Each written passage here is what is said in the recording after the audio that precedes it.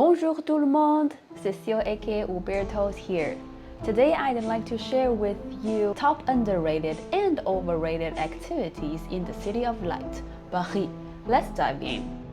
The first underrated activity is a small group food walking tour. In my first trip visiting Paris, I joined one of these tours and ended up being the only person along with a guide. Not only did I learn a lot about French crepes, pastries, I got to practice my French and discover hidden passages only Parisians would know. It was a magical introduction to the city. To make sure you have the best experiences, 1. Look for a tour limited to 8 to 10 participants.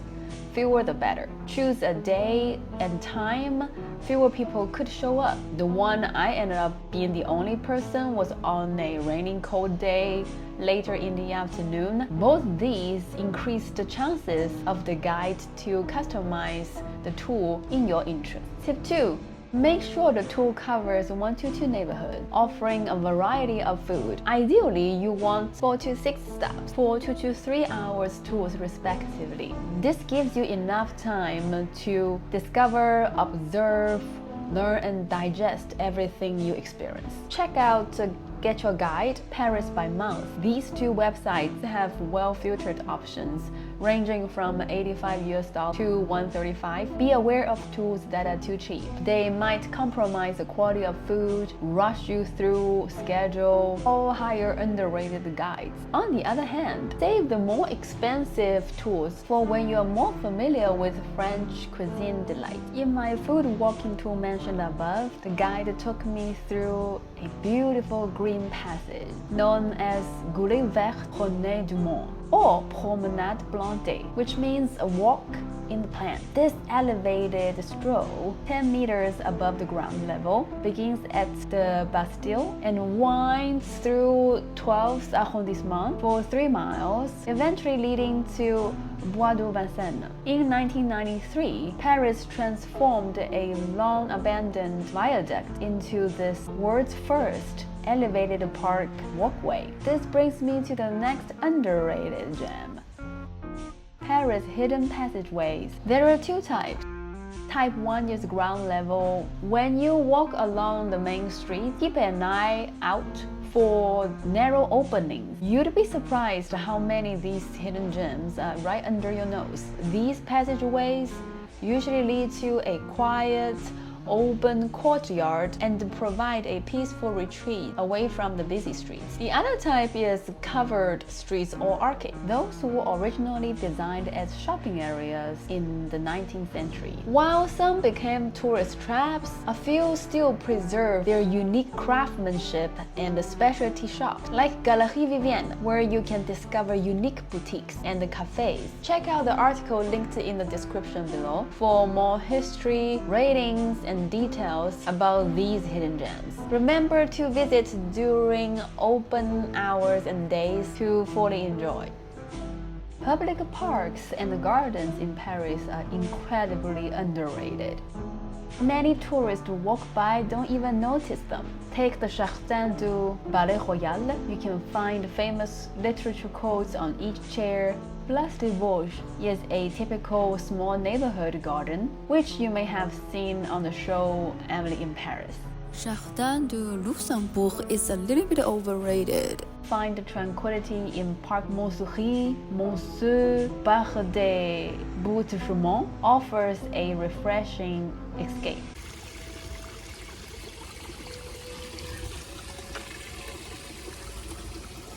No Paris trip is complete without mentioning Eiffel Tower. The most overrated experience is lining up to go up. There are plenty of options for breathtaking city views that don't even involve a long wait or a hefty fee. Montmartre, home to Sacré-Cœur, offers a stunning panorama view. For a less crowded experience, head to the rooftop of Galerie Lafayette or Le Printemps. Another great spot is the top of Arc de Triomphe. And if you visit on the first Sunday from November to March, it's free. Another reason to skip long line climbing the Eiffel Tower is that you want it in the back of your picture. The most overrated activity is to take a photo of Eiffel Tower from a designated spot when you can easily snap from almost anywhere in Paris. Thanks to 1977 regulation limiting the height of new buildings to 37 meters, the Eiffel Tower remains visible from many points. So whether you are at the shore of La Seine, at the museum window, the house of Balzac, or right in front of Champ de Mars, you can get great pictures without any hassle. Just relax and click as you go. For museum lovers, don't miss my video mentioning free Sundays and other free entry time. During peak season, major museums can be exhausting. Going to the Louvre just for Mona Lisa is totally overrated. As you probably know, the Mona Lisa is quite small. One solution is to join a guided tour organized by the museum. My first time visit to Louvre, our guide was so familiar with the layout, navigated us through all the highlights within 1 hour. It was a game changer. Another solution is to consider visiting secondary museums like Petit Palais, Musée des Arts et Métiers, Musée National du Moyen Âge. These places are often less crowded, filled with locals and students on school trips. You will have a richer, more relaxed experience. So far we've covered food walking tour, hidden passages, parks and gardens,